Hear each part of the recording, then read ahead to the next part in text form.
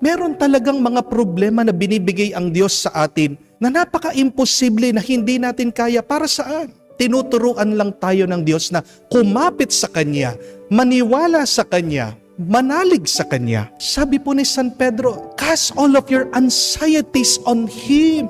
Huwag mong hahayaan na manatili ang problema mo sa isip at puso mo. Bibigat lang ang iyong buhay.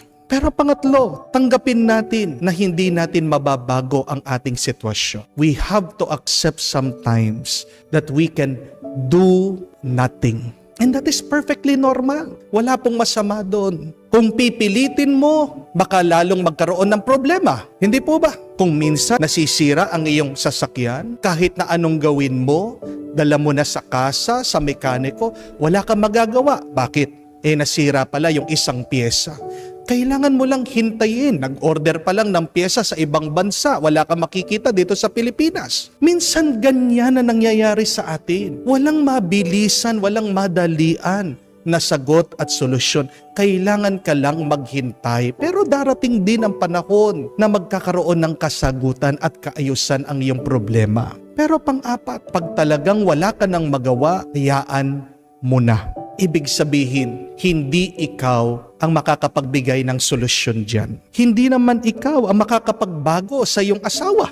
Kung hindi ang Diyos, baka yan ang tinuturo sa iyo ng Panginoon. Mga kapatid, kailangan din po natin tanggapin minsan sa buhay. May dahilan ang Diyos bakit meron siyang sinasara sa ating buhay. Understand that there is a reason why God closes doors in our life. Ano ang dahilan? Para hindi tayo mapasama. Bakit sarado yung gate? Ayaw buksan?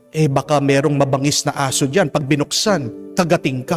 Di po ba? Bakit sarado yung isang pintuan na yon? May mapanganib na kemikal o basura na baka pag binuksan mo, malanghap mo, magkasakit ka. Di po ba? So, if you keep on trying to open this door in your life and it does not move, it does not budge, you respect that. You accept that and believe there is a good reason for that. Dahil kung panahon na dapat nang buksan, ibibigay din ng Diyos sa iyo ang susi. Di po ba? Yung para sa iyo, ibibigay ng Diyos. Yung nakakabuti sa iyo, maghintay ka. Iaalay ng Diyos sa iyo, diretso. Ilalapit ng Diyos sa iyo. Kung talagang ang isang bagay ay para sa iyo, ang Diyos pa mismo ang magbubukas niyan para sa iyo.